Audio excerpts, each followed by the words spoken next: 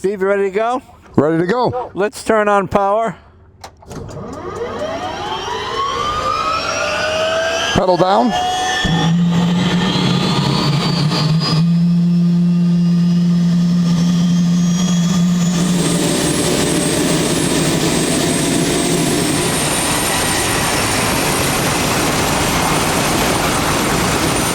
Very smooth.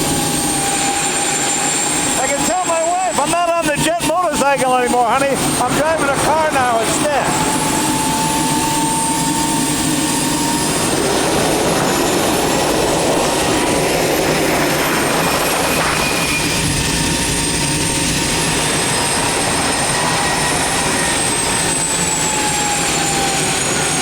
Don't be afraid to open it up on the way back if you want.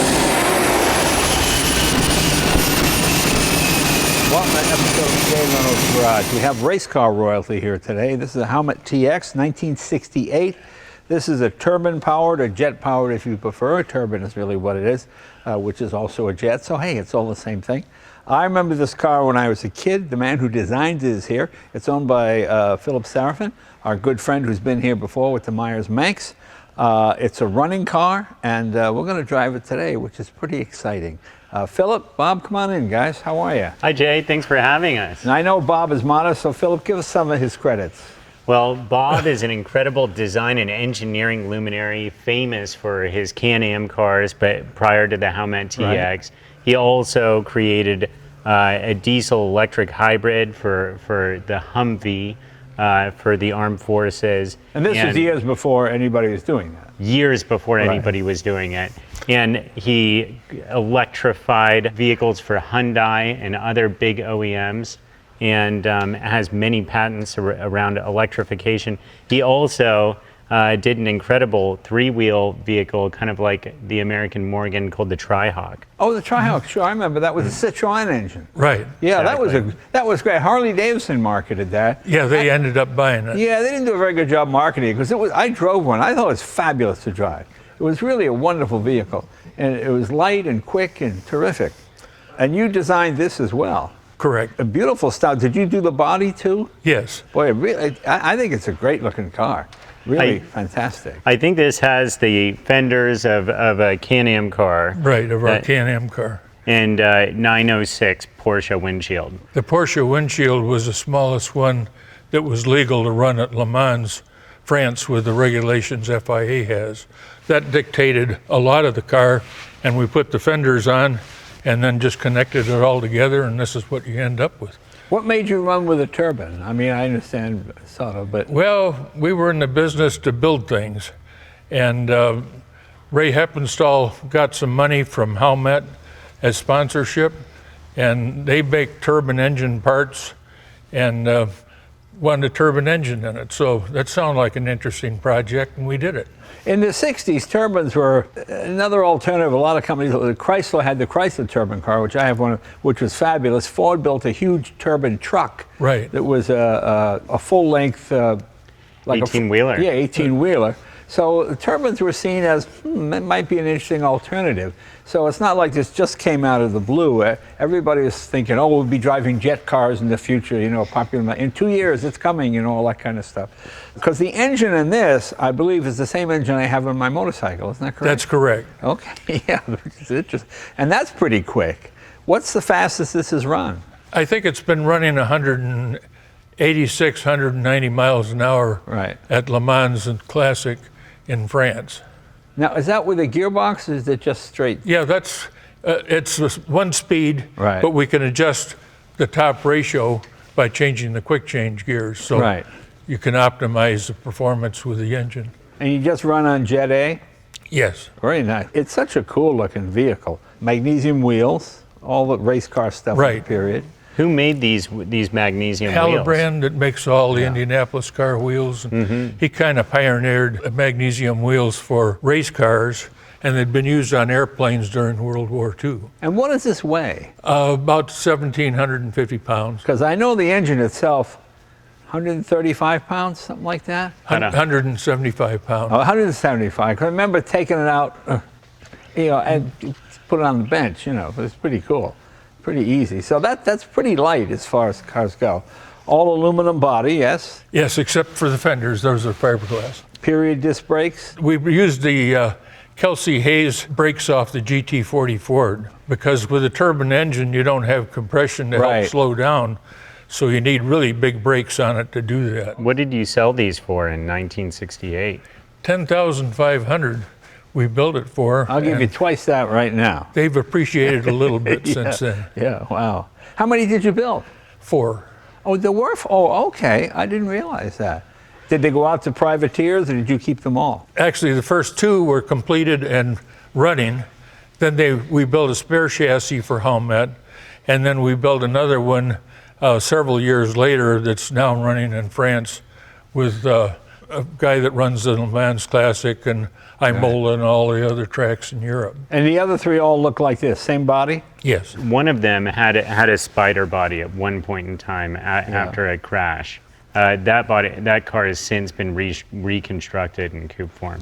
Well, it's that classic 60s look, which I like. I think, I kind of like that era when all 4 wheels are kind of the same size, obviously a little bit bigger, but there's just a sense of balance. Like when you see the original Ford GT with the wire wheels, with the brownies on it, you kind of, I just like the way they sit. Yeah, those Mark I road cars. Yeah. They're incredible. And I agree. 1,750 pounds, that's pretty amazing. Because, well, you've got no cooling system, right? You just save a lot of We weight. have an oil cooler on it to cool the oil, and it's a dry sump system, so that helps cool the engine down. So you're turning 60, 70,000 RPM in the turbine, and it's down to what, 4,500 RPM at the 5? Yeah, well, this is a 2-spool turbine, so you've got the compressor turbine in front, and then that's working like a torque converter, so you can start from a dead stop. Yeah.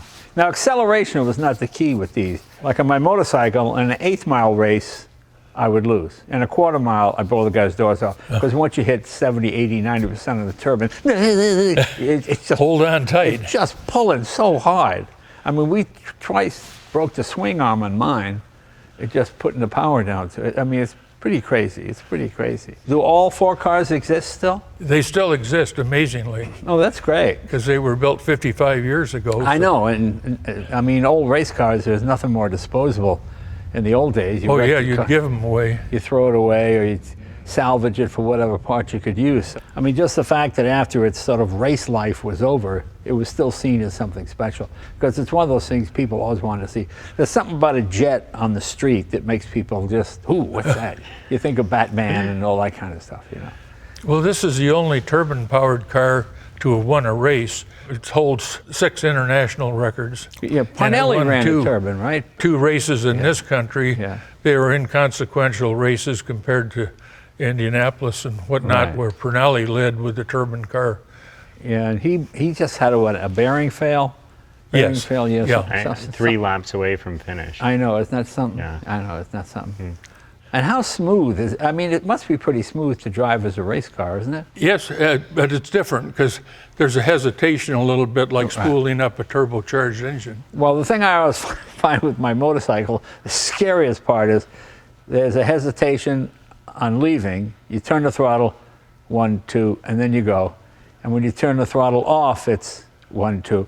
So when you're bearing down on somebody, you shut the throttle. I mean, you're still pulling for a good 1.5 seconds, maybe 2 seconds, and it takes getting used to. Yeah, I always learned. I assume somebody's going to pull out in front of me way up there. I'll shut off now, and that's. I'm so happy when I get off it because I made it back alive. That's what I enjoy about my jet bike. It's so thrilling to ride, but when I get back alive, that's pretty good. Yeah, I'm not dead. It's all right. Well, let's open her up and take a look here. Right here. You want to open this side too? Sure. Yeah. Here's something that makes me kind of smile. Notice how the 2 seats are very close together, obviously to get the center of gravity to the center of the car. But even on the new Ford GT and stuff, when they came out, oh, look what we did. They make it all sound like something new, but the old race car guys, 60 years ago, they knew all this. So it just makes me laugh that there's nothing new under the sun, It's kind of fun to see.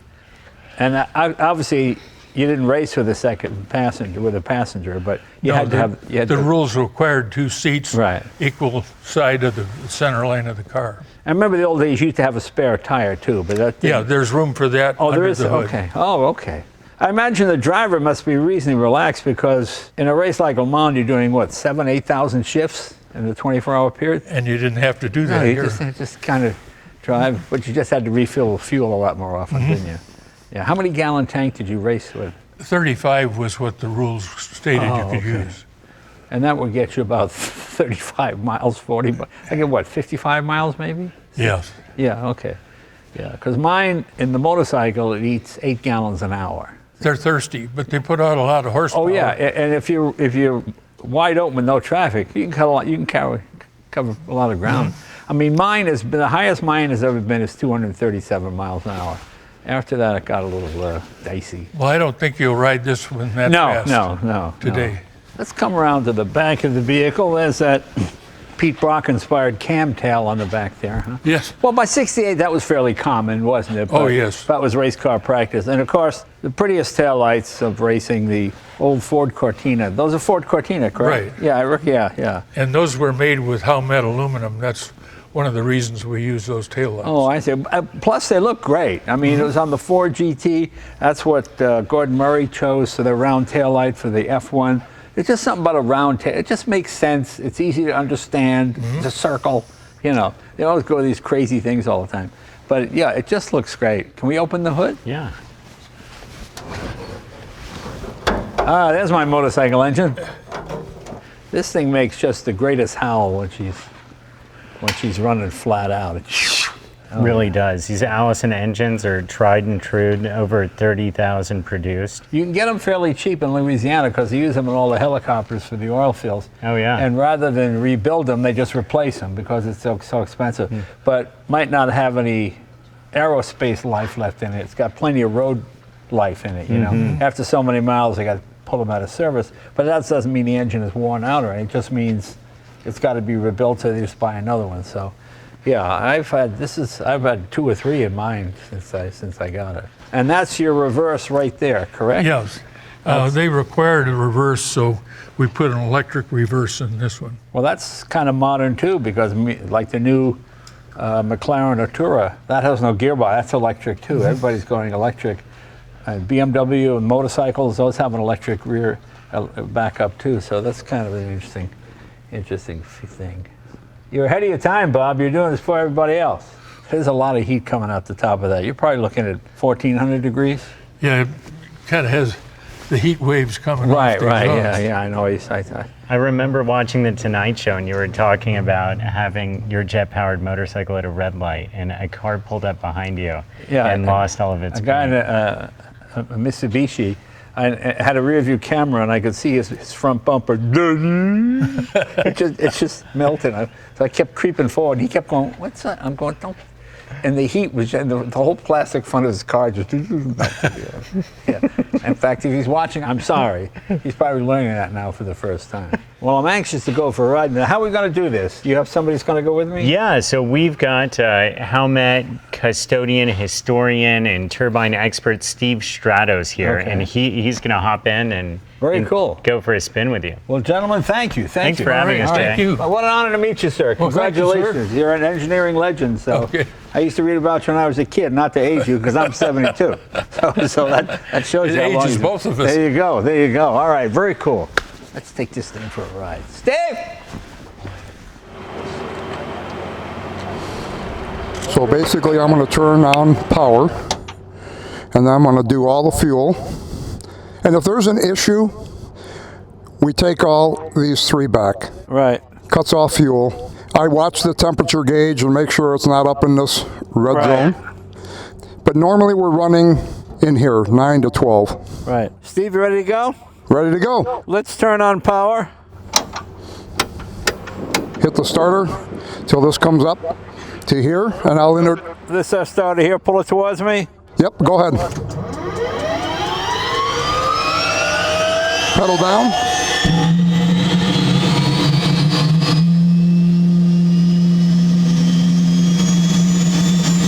I think we'll close the doors now.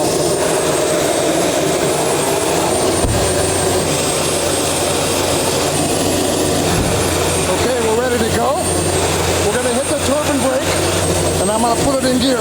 Have somebody push us a little bit. All right. Okay, hit the turbine brake. Okay. Hit it. All the way in. Hit the turbine brake.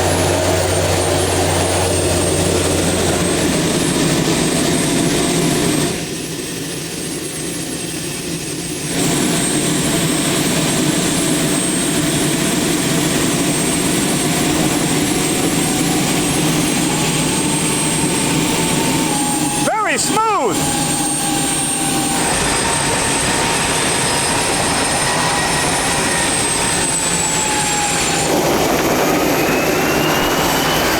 I can tell my wife I'm not on the jet motorcycle anymore, honey. I'm driving a car now instead. Don't be afraid to open it up on the way back if you want.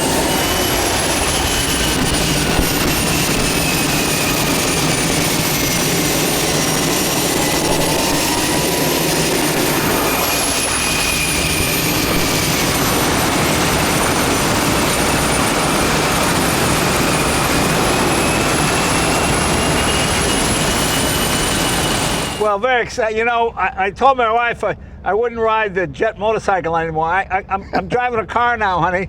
So yeah. So it's a little bit it's a little bit better. But anyway, listen. I hope you guys enjoyed this ride as much as I did. What a thrill! But you know something? It's actually compared to a race car where you're constantly shifting.